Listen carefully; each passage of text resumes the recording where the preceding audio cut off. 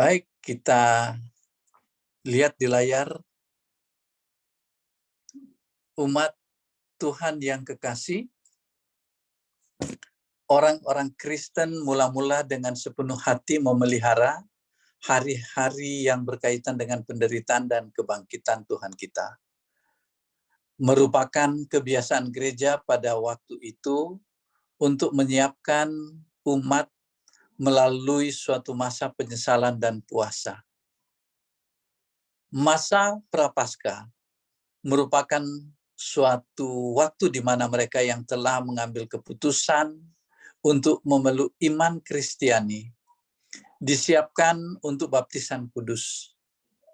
Waktu itu juga merupakan satu kesempatan bagi mereka yang oleh karena melakukan dosa-dosa yang umumnya telah dikenal, dikucilkan dari kumpulan orang percaya untuk didamaikan kembali melalui penyesalan dan pengampunan, lalu dipulihkan kembali ke dalam persekutuan gereja.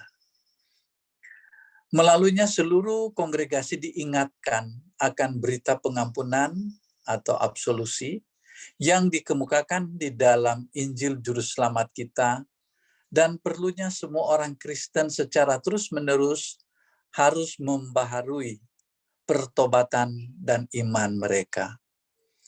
Oleh karena itu, atas nama gereja, saya mengundang saudara-saudara untuk memelihara suatu masa Prapaskah yang tentu selama 40 hari ke depan yang kudus, melalui pemeriksaan diri dan pertobatan melalui doa, puasa, dan penyangkalan diri, dan melalui membaca dan merenungkan firman Allah yang suci.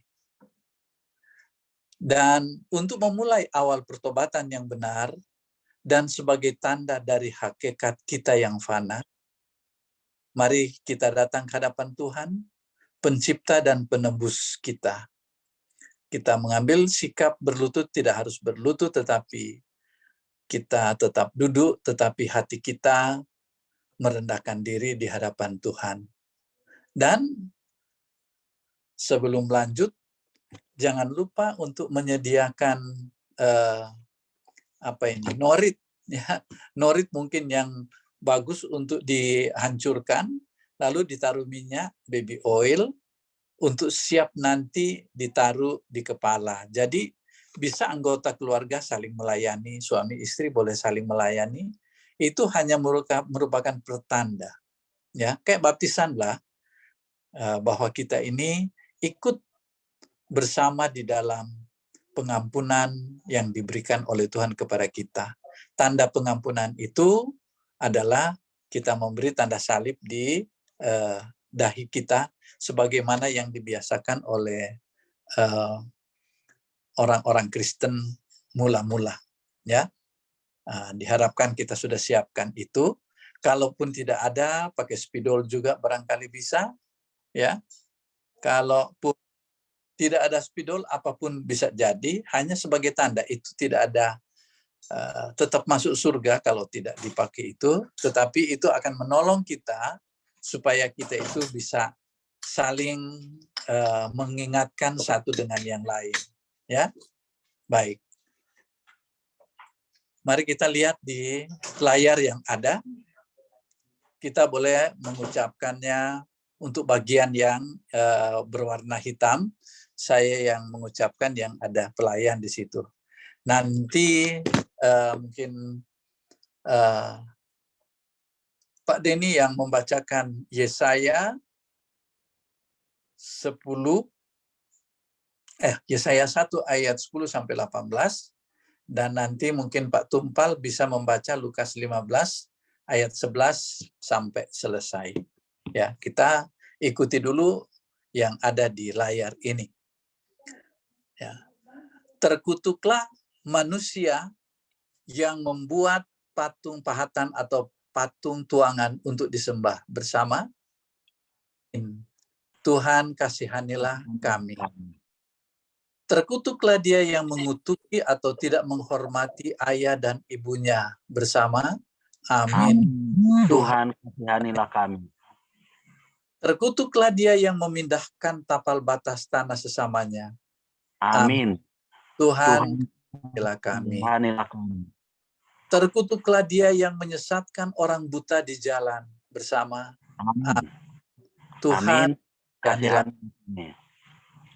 terkutuklah dia yang menyelewengkan keadilan dan seharusnya diberikan kepada seorang asing, anak yatim dan janda bersama. Amin. Tuhan, Tuhan kasihani kami. terkutuklah dia yang menghantam sesamanya secara diam-diam bersama. Amin. Amin. Tuhan, Tuhan kasihanilah kami. terkutuklah dia yang meniduri istri sesamanya bersama. Amin. Tuhan, kasihilah Tuhan kami. kasihanilah kami. Terkutuklah dia yang dibayar untuk membunuh yang tidak bersalah. Amin. Tuhan, kasihanilah kami. Terkutuklah dia yang mengandalkan manusia dan mengandalkan kekuatannya sendiri, yang hatinya menjauh dari Tuhan. Amin. Tuhan, kasihanilah kami. Terkutuklah mereka yang kikir, mereka yang cabul, mereka yang berzina, mereka yang tamak, mereka yang menyembah berhala, mereka yang suka memfitnah, mereka yang suka mabuk, dan mereka yang suka memeras bersama. Amin. Tuhan, kasihanilah kami. Terkutuklah dia yang tidak mengukuhkan kata-kata hukum ini dengan melakukannya bersama. Amin. Tuhan, kasihanilah kami. Bapa yang Maha Kudus dan Maha Murah, kami mengaku kepadamu dan kepada satu sama lain bahwa kami telah berdosa dengan kesalahan kami dalam pikiran, perkataan, dan perbuatan, melalui apa yang telah kami lakukan dan melalui apa yang tidak kami lakukan. Kami tidak mengasihi Engkau dengan segenap hati dan akal budi dan kekuatan. Kami tidak mengasihi sesama kami seperti diri kami sendiri. Kami tidak mengampuni orang lain sebagaimana kami telah diampuni bersama. Kami mengaku kepadamu Tuhan. Kami selama ini tuli terhadap panggilan-Mu untuk melayani, sebagaimana Kristus melayani kami. Kami selama ini tidak selaras dengan pikiran Kristus.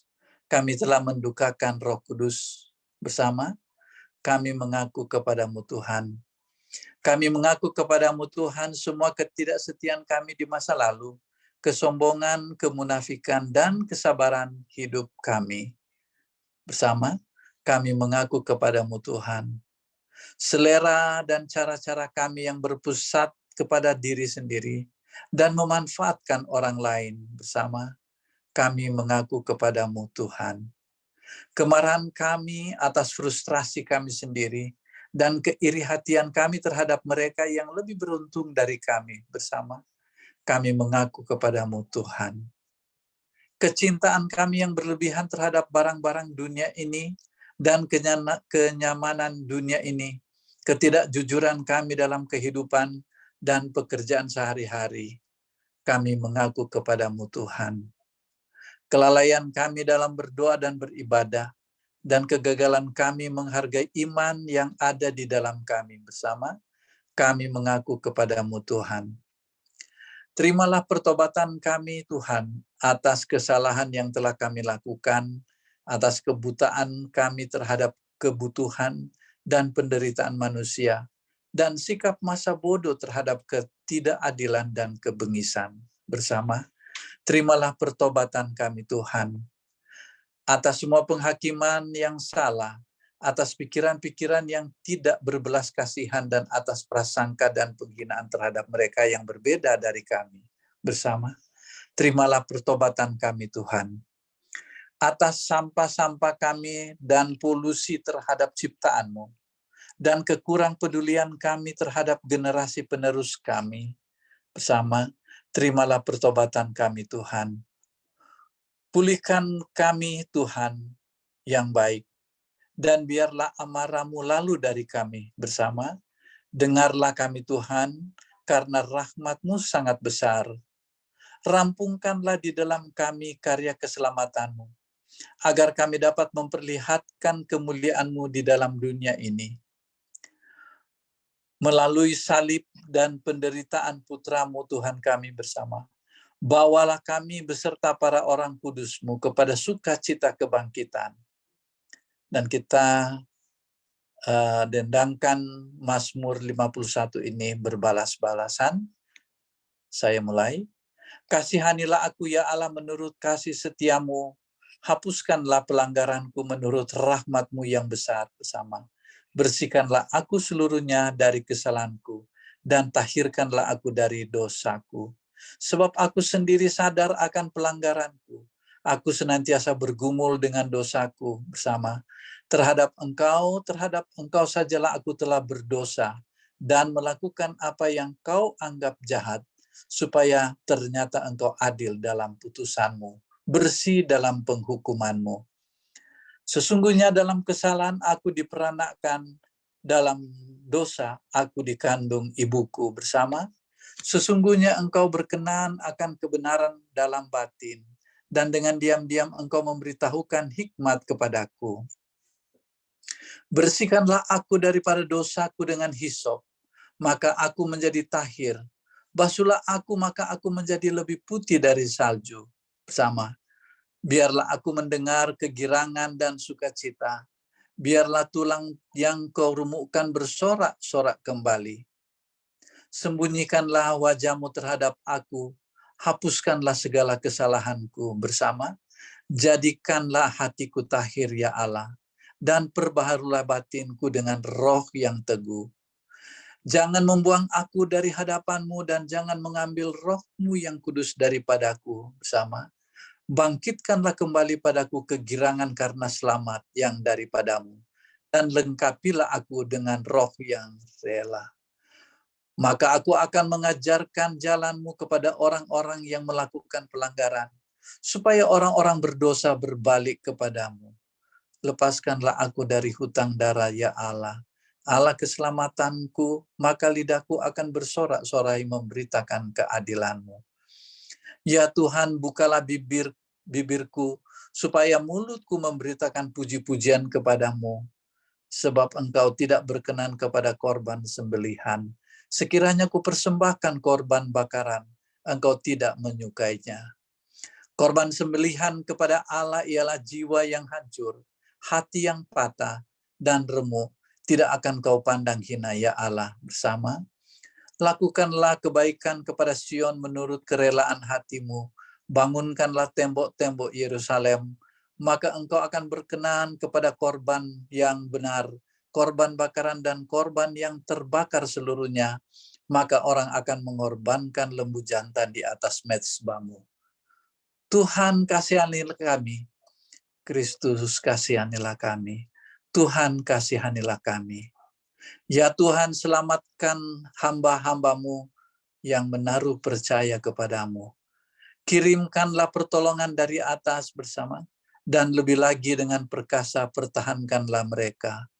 Tolonglah kami ya Allah juru selamat kami, dan demi kemuliaan nama-Mu, lepaskanlah kami, kasihanilah kami orang-orang berdosa, demi nama-Mu. Ya Tuhan, dengarkanlah doa kami, dan biarlah seruan kami sampai kepadamu. Mari kita menerima akan berita pengampunan dari Tuhan. Allah yang Maha Kuasa yang mengampuni setiap orang yang sungguh-sungguh bertobat, mengasihani saudara, mengampuni dan melepaskan saudara dari semua dosamu, meneguhkan dan menguatkan saudara dalam segala kebaikan, dan memelihara saudara dalam kehidupan kekal, melalui Yesus Kristus Tuhan kita. Amin. Kita ucapkan sama-sama doa bersama untuk hari Rabu ini, hari Rabu Abu ini. Bersama, Allah yang Maha Kuasa dan kekal, tidak ada satupun yang Engkau benci dari yang Engkau ciptakan, dan mengampuni dosa-dosa semua orang yang bertobat.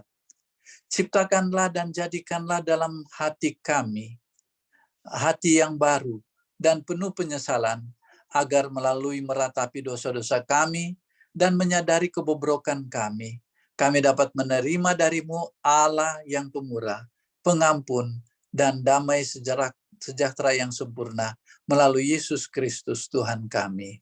Amin. Kita akan nyanyikan satu pujian, dan sesudah itu kita akan mendengarkan pembacaan Alkitab Yang pertama dari Pak Denny dan yang kedua dari Pak Tumpal. Silakan. Kidung pujian.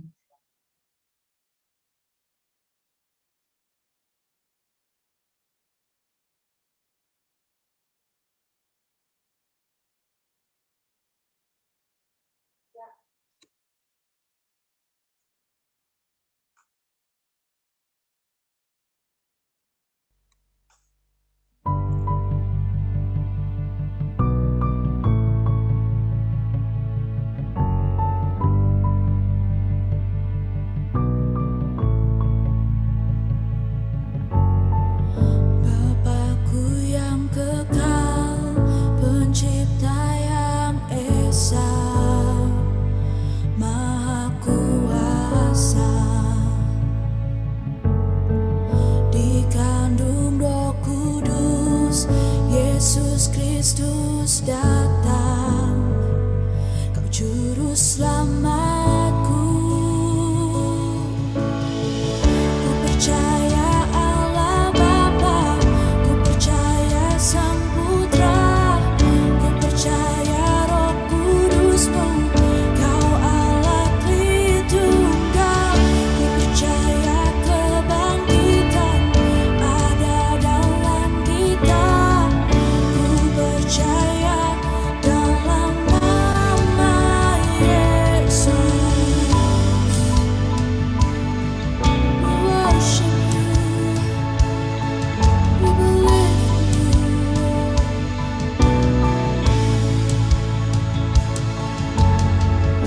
Hakim dan pembela di salib sengsara, Kaulah rahmat-Ku. Turun ke dalam bait yang mulia bakti, tata selamanya.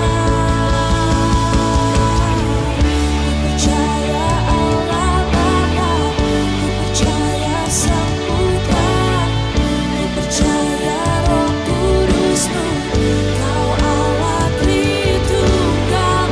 Ku percaya kebangkitan ada dalam kita, ku percaya dalam nama Yesus. Percaya Engkau, percaya Kau telah bangkit, percaya Yesus Kristus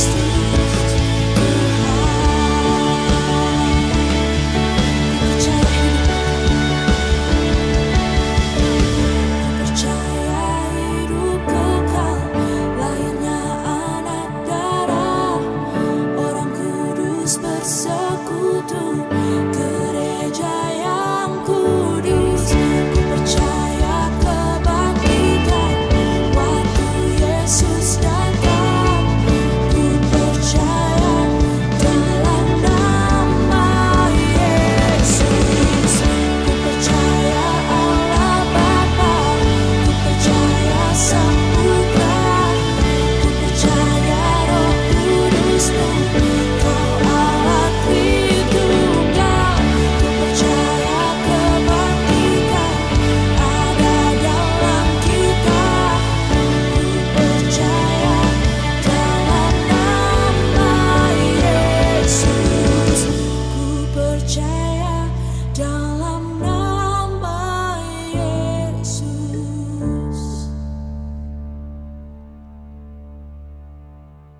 Baik, kita akan dengarkan pembacaan Alkitab yang pertama. Silakan Pak Denny. Dari Perjanjian Lama, Yesaya pasal 1 ayat 10 sampai dengan 18. Dengarlah firman Tuhan, hai pemimpin-pemimpin manusia Sodom. Perhatikanlah pengajaran Allah kita, hai rakyat manusia Gomora. Untuk apa itu korbanmu yang banyak-banyak? Firman Tuhan, aku sudah jemu akan korban-korban bakaran berupa domba jantan dan akan lemak dari anak lembu gemukan, darah lembu jantan dan domba-domba dan kambing jantan tidak kusukai. Apabila kamu datang untuk menghadap di hadiratku, siapakah yang menuntut itu daripadamu, bahwa kamu menginjak-injak peralatan bait suciku? Jangan lagi membawa persembahanmu yang tidak sungguh, sebab baunya adalah kejijikan bagiku. Kalau kamu merayakan bulan baru dan Sabat, atau mengadakan pertemuan-pertemuan, aku tidak tahan melihatnya, karena perayaanmu itu penuh kejahatan. Perayaan-perayaan bulan barumu dan pertemuan-pertemuanmu yang tetap, aku benci melihatnya. Semuanya itu menjadi beban bagiku, aku telah payah menanggungnya. Apabila kamu menadahkan tanganmu untuk berdoa, aku akan memalingkan mukaku, bahkan sekalipun kamu berkali-kali berdoa, aku tidak akan mendengarkannya, sebab tanganmu penuh dengan darah. Basuhlah, bersihkanlah dirimu. Jauhkanlah perbuatan-perbuatanmu yang jahat di depan mataku. Berhentilah berbuat jahat. Belajarlah berbuat baik. Usahakanlah keadilan. Kendalikanlah orang kejam. Belalah hak anak-anak yatim. Perjuangkanlah perkara janda-janda. Marilah, baiklah kita berperkara firman Tuhan. Sekalipun dosamu merah seperti kirmizi, akan menjadi putih seperti salju. Sekalipun berwarna merah seperti kain kesumba, akan menjadi putih seperti bulu domba. Demikianlah firman Tuhan. Syukur kepada Allah. Pak Tumpal akan membaca dari Lukas 15 ayat 11 sampai 24 ya. 11 sampai 24. Silakan Pak. Pembacaan firman Tuhan yang kedua terambil dari Injil Lukas pasal 15 ayat 11 sampai 24. Dengan judul perikop perumpamaan tentang anak yang hilang. Yesus berkata lagi, ada seorang mempunyai 2 anak laki-laki.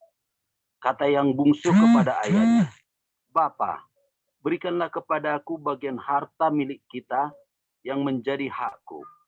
Lalu ayahnya membagi-bagikan harta kekayaan itu di antara mereka. Beberapa hari kemudian, anak bungsu itu menjual seluruh bagiannya itu, lalu pergi ke negeri yang jauh. Di sana ia memboroskan harta miliknya itu dengan hidup berpoya-poya. Setelah dihabiskannya semuanya, timbullah bencana kelaparan di dalam negeri itu, dan ia pun mulai melarat.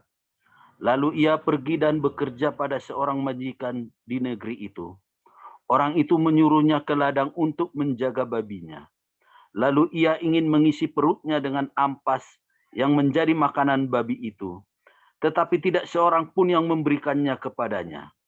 Lalu ia menyadari keadaannya. Katanya, betapa banyaknya orang upahan Bapakku yang berlimpah-limpah makanannya. Tetapi aku di sini mati kelaparan.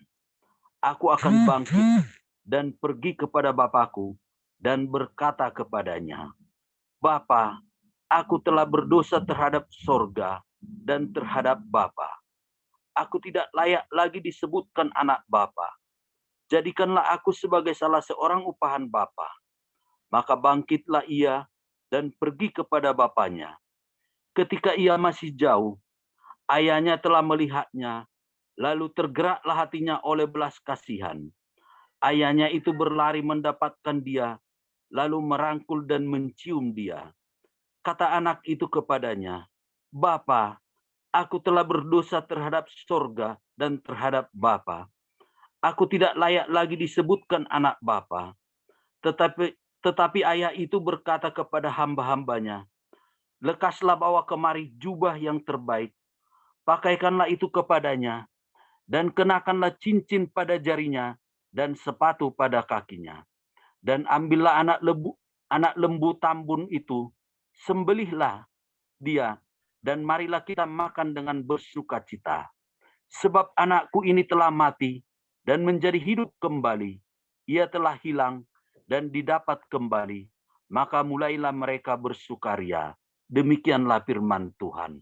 Syukur kepada Allah. Baik, selanjutnya kami serahkan renungan firman Tuhan kepada Pastor Alamta. Untuk itu kami persilakan Pak Alamta. Ya, baik Bapak Ibu sekalian, selamat malam. Saya pertama-tama meminta maaf Pak karena tadi bahan yang saya terima dari Bu Lina ternyata berbeda dengan apa yang dibacakan barusan. Jadi, tapi sebenarnya yang saya terima tadi itu lebih mirip kepada apa tadi yang sudah banyak disampaikan oleh Pak, yang dibacakan tadi oleh Pak Yopi di awal-awal tadi. Jadi rupanya saya salah sedikit Pak, tapi tidak apa-apa.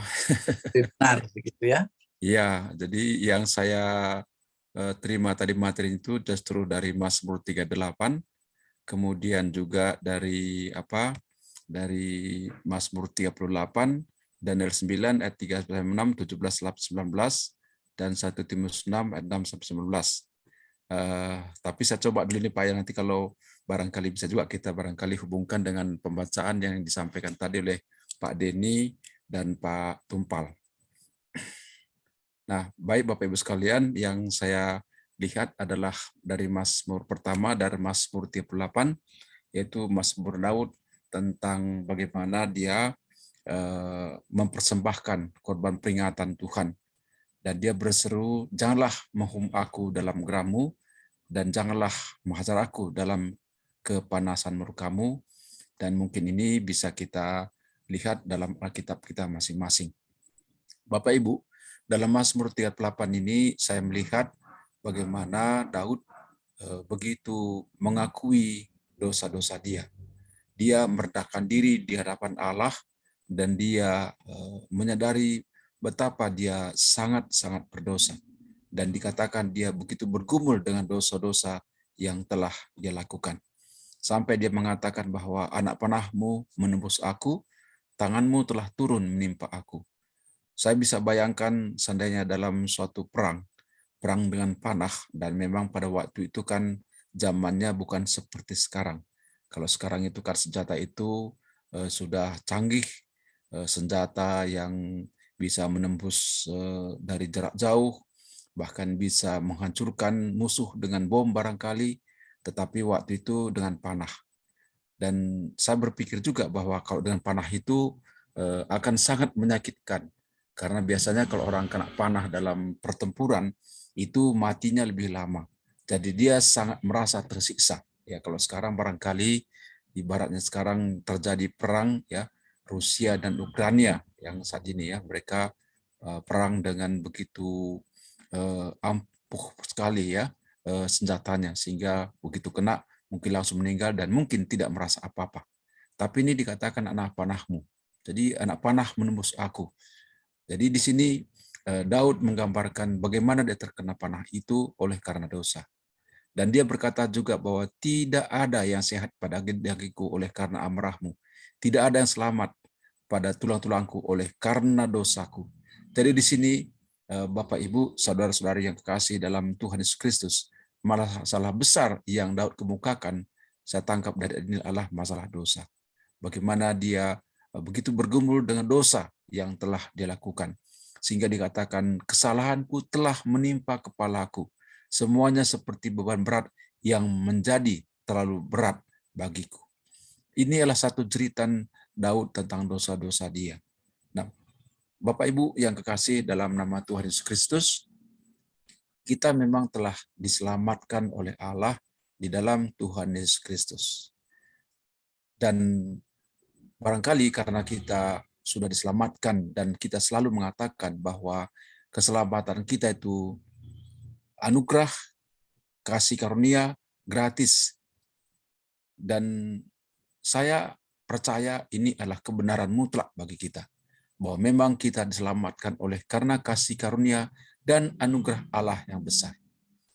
Hanya saja kalau membaca dari Mazmur 38 itu, rupanya memang begitu besar efek akibat hukuman dosa itu, yang mungkin tidak saya rasakan. Karena tadi dengan satu pemahaman keyakinan bahwa keselamatan itu anugerah, sehingga barangkali kita tidak rasakan bahwa begitu besar sebenarnya akibat dosa itu, yaitu hukuman kekal.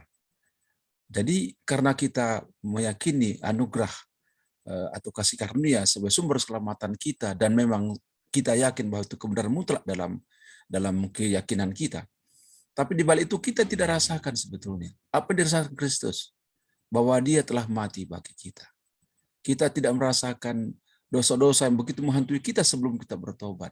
Sehingga mungkin banyak orang merasa ya enteng-enteng saja. Sehingga barangkali boleh dikatakan secara status mungkin orang sudah yakin diselamatkan. Tapi sebetulnya hidup mereka masih jauh.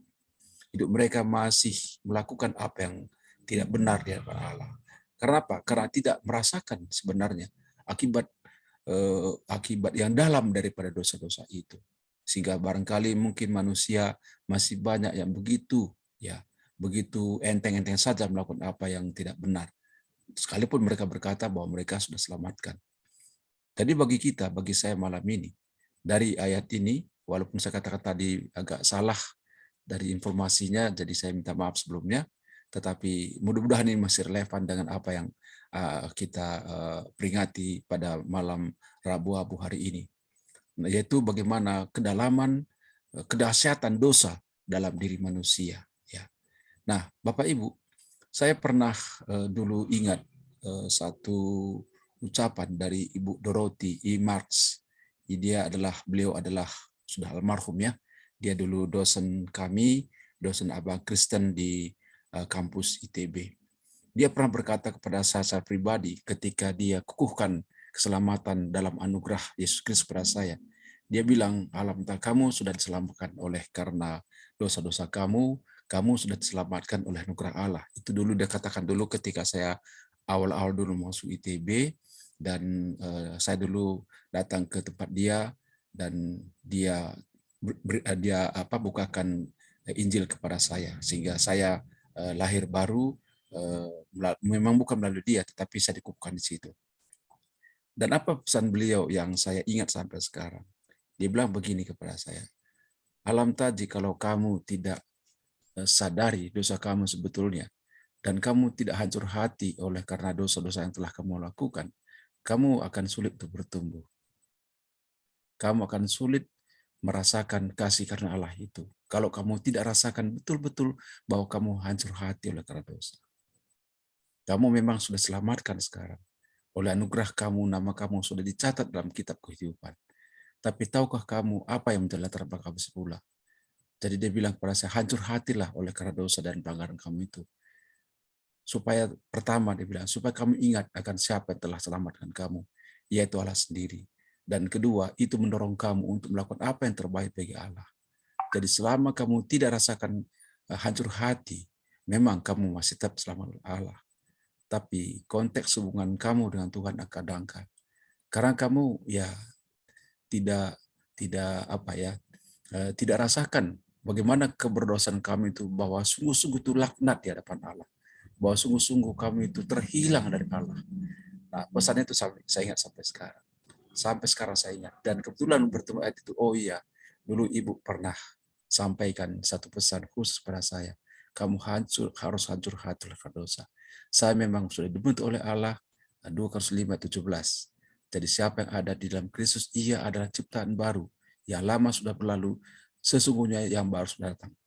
Tetapi dalam pikiran, dalam hati saya harus betul-betul menghargai kasih karunia Allah.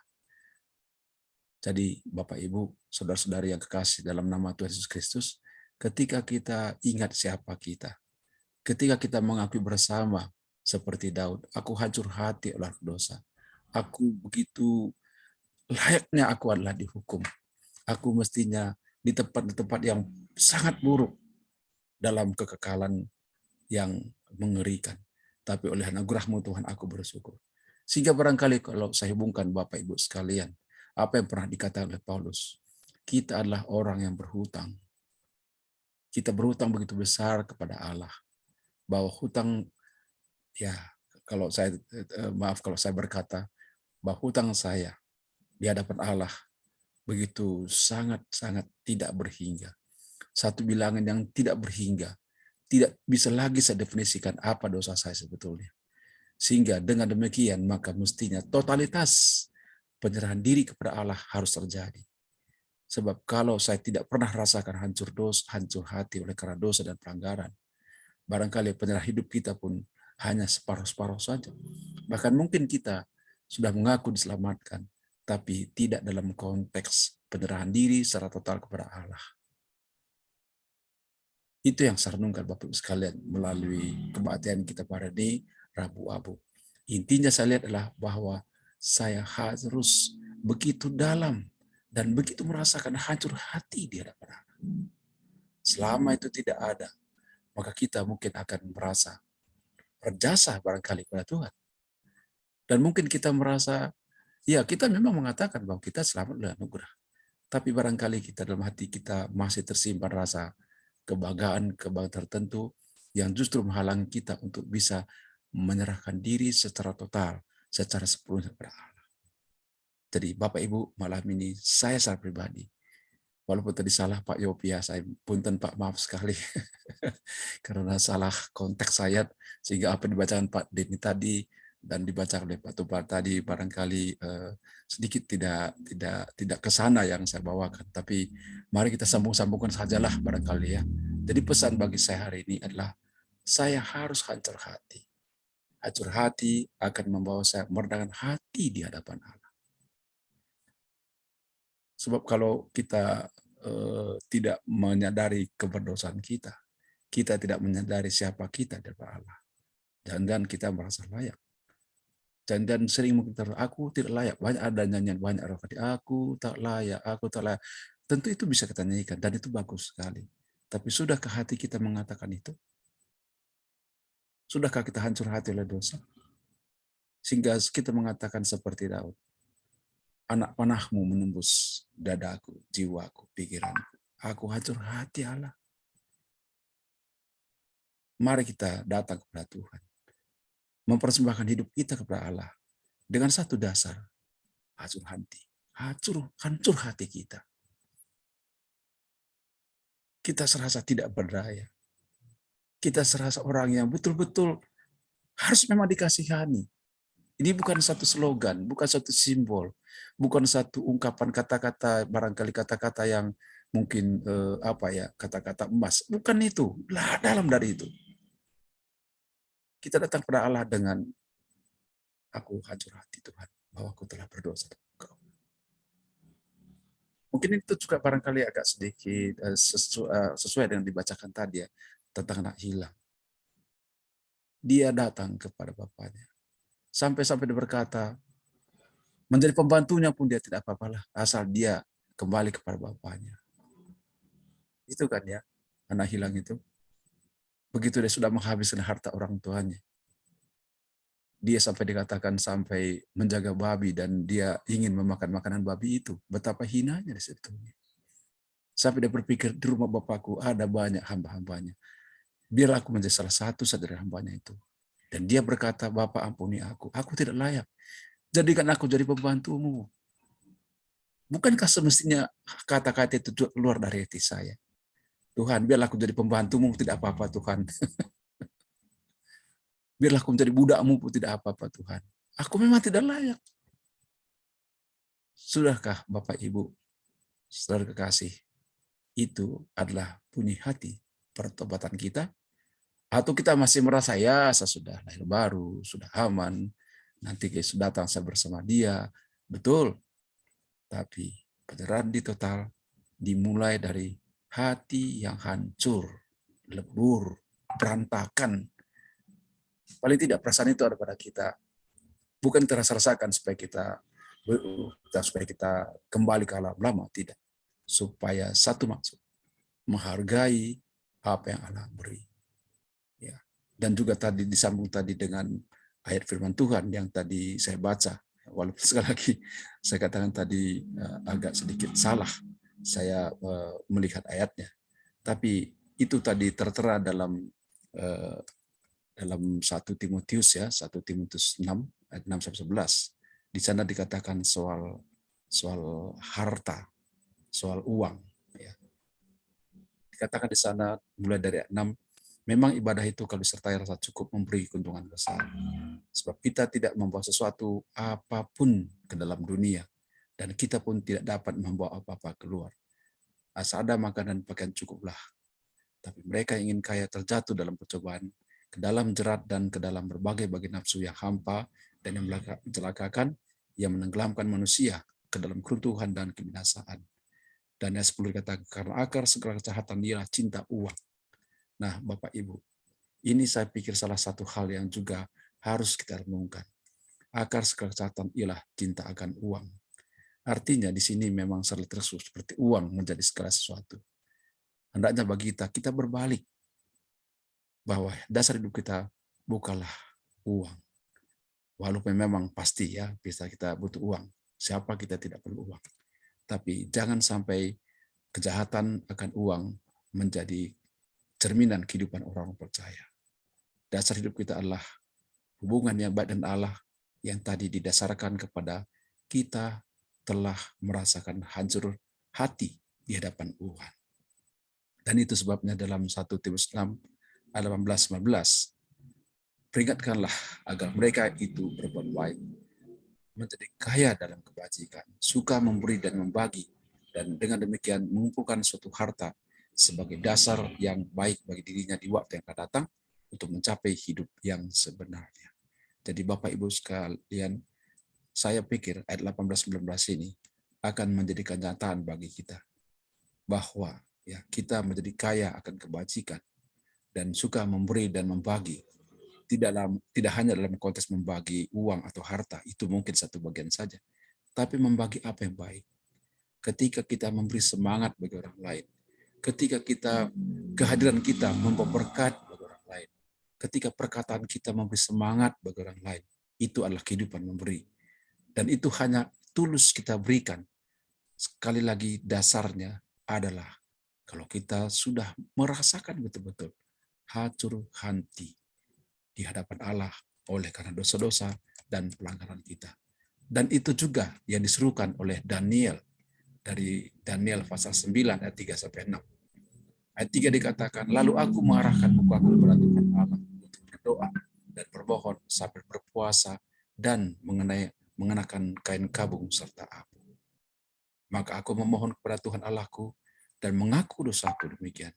Ah Tuhan, Allah yang maha besar dan dahsyat, yang memegang perjanjian dan kasih setia terhadap mereka yang mengasihi Engkau serta berpegang pada perintah-Mu. Kami telah berbuat dosa dan salah. Kami telah berlaku fasik dan telah memberontak. Kami telah menyimpang dari perintah dan peraturan-Mu. Dan kami tidak taat kepada hamba-Mu, para nabi yang telah berbicara atas nama-Mu, kepada raja-raja kami, kepada pemimpin-pemimpin kami, kepada bapak-bapak kami, dan kepada segenap rakyat negeri. Oleh sebab itu, Daniel berkata, dengarkanlah ya Allah kami, doa hamba-Mu ini dan permohonannya, dan sinarlah tempat kudus-Mu yang telah musnah ini dengan wajah-Mu demi Tuhan sendiri. Ya Allahku, arahkanlah telingamu dan dengarlah, bukalah matamu, dan lihatlah kebinasaan kami dan kota yang disebut dengan nama-Mu. So, kami menyampaikan doa permohonan kami ke hadapan-Mu, bukan. Nah, ini saya kira yang sangat-sangat tersentuh juga hati saya ketika membaca doa Daniel. Dikatakan begini, kami menyampaikan doa permohonan kami ke hadapan bukan berdasar jasa kami, bukan berdasar jasa kami, tapi berdasar kasih sayang-Mu yang berlimpah-limpah. Bapak Ibu, inilah doa kita sebenarnya. Kita berdoa, mungkin kita berdoa menyembah Dia, memuji-muji Dia, bahkan ketika kita berdoa meminta sesuatu pada kita, meminta sesuatu kepada Dia. Ingatlah perkataan Daniel, di hadapan-Mu kami berdoa bukan berdasarkan jasa-jasa kami. Apa yang menjadi jasa kita? Tidak ada jasa kita. Yang adalah hancur hati tadi. Hancur hati di hadapan Allah. Saya kira Bapak Ibu sekalian itu saja yang bisa sampaikan dalam renungan kita pada malam hari ini.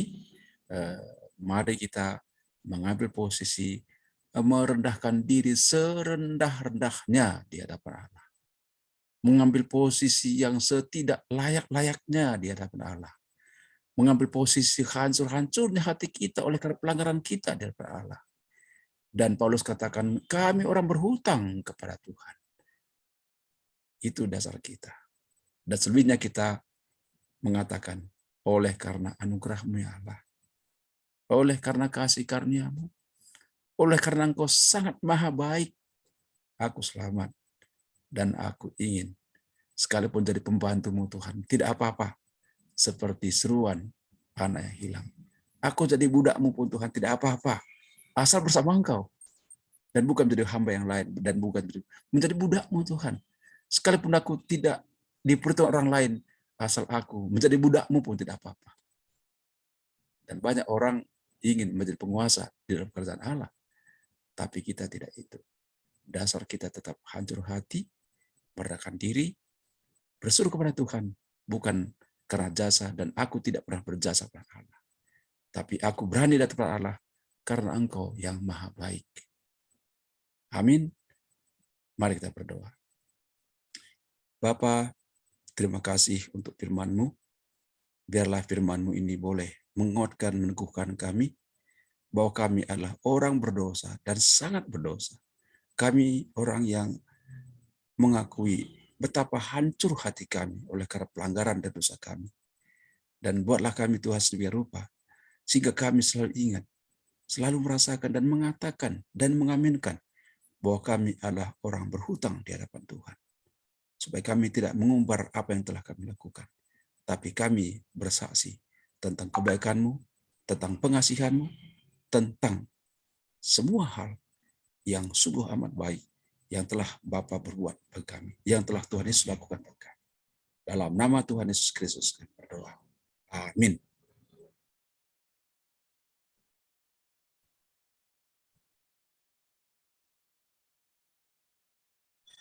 Sungguh luar biasa apa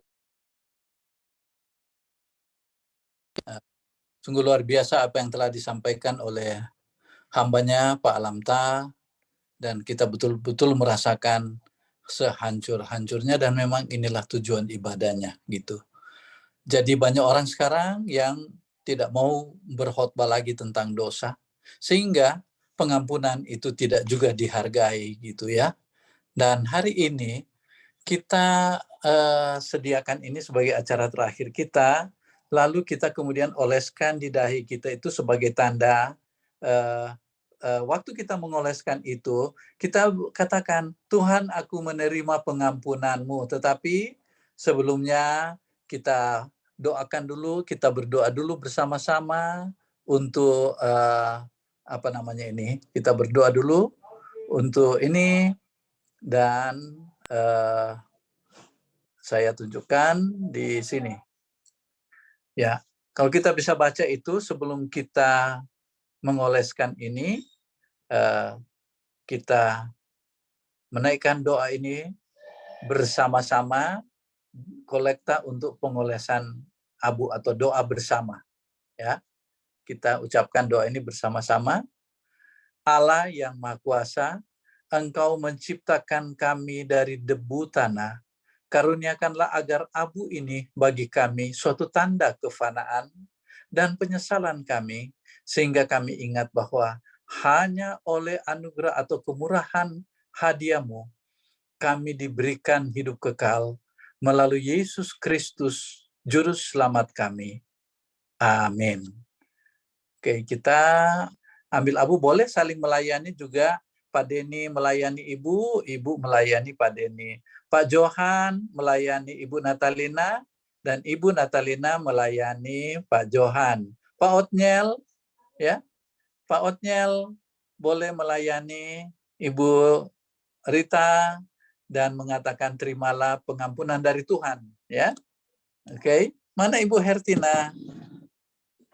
Nah, Ibu Hertina mengoleskan untuk saya itu dengan cuma sebentar aja. Nanti sesudah ini kita akan foto bersama ya. Kita foto bersama untuk memperlihatkan ya. Oke. Nah, iya. Terimalah pengampunan dari Tuhan ini belum? Ya. Oke. Saya lihat Pak Denny sudah dengan Ibu. Ma, Oke, ambil ballpoint aja. Ya. Ambil tinta juga boleh, enggak apa-apa. Apa saja. Ya. Oke. Oke. Oh ya, ada lagi. Oke.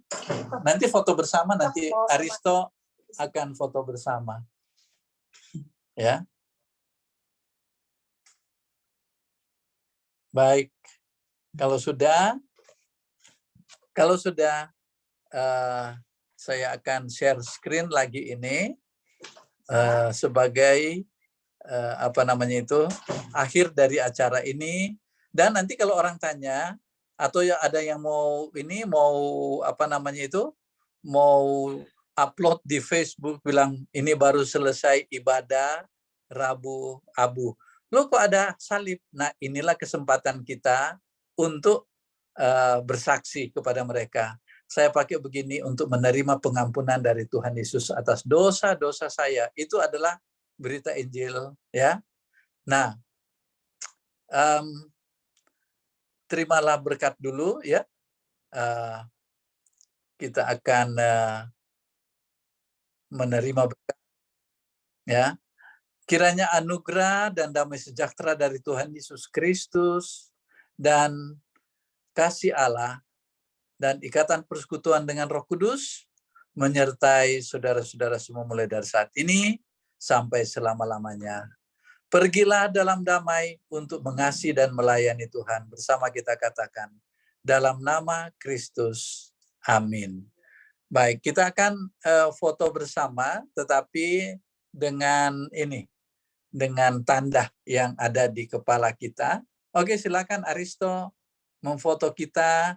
Nanti kita katakan, nah, ini adalah tanda pengampunan dari Tuhan kita Yesus Kristus. Oke, silakan. Ya, ada di asrama.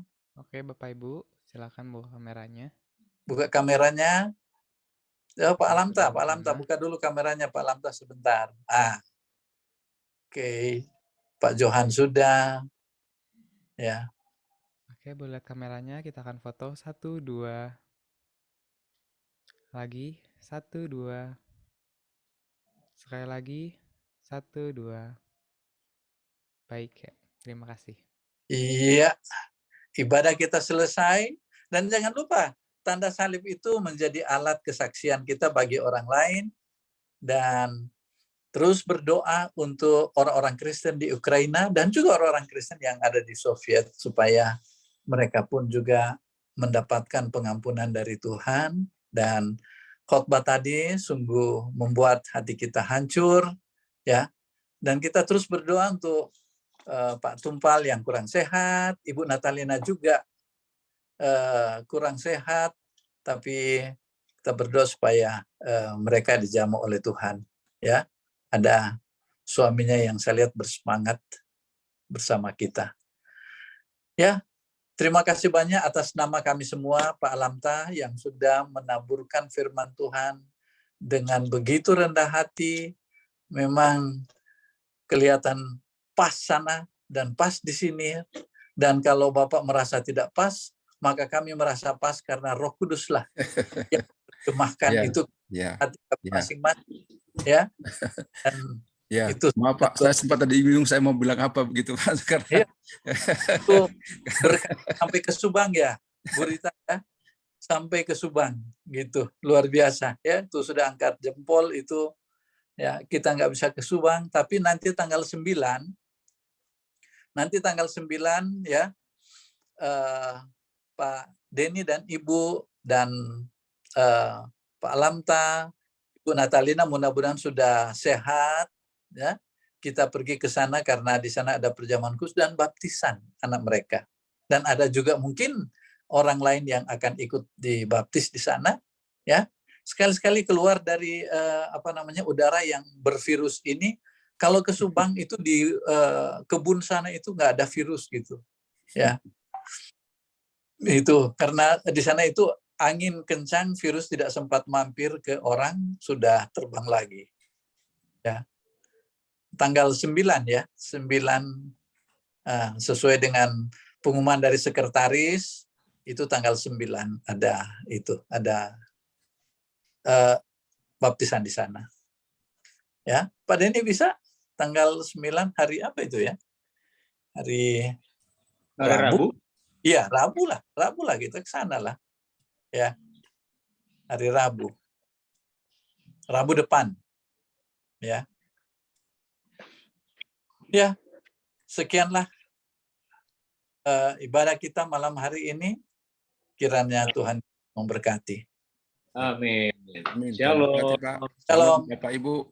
Terima Kasih kasih. Pak. Tuhan berkati. Salam keluarga. Berkati. Salam. Ya. Saya jadi keluar dulu Bapak Ibu ya. Ya, Oke. shalom sama Pak. Terima kasih. Shalom. Dalam ciptaan kau sediakan kemegahan kuasamu, sungguh indah namamu, sungguh indah namamu, oh Yesus Kristus Rajaku, sungguh indah namamu, tiada sepertimu, sungguh indah namamu, namamu Yesus.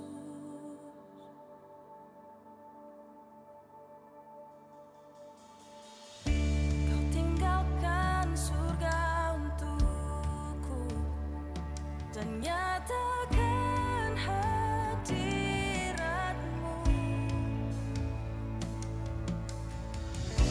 Dosaku tunduk dalam kasih-Mu, ku milik-Mu selamanya.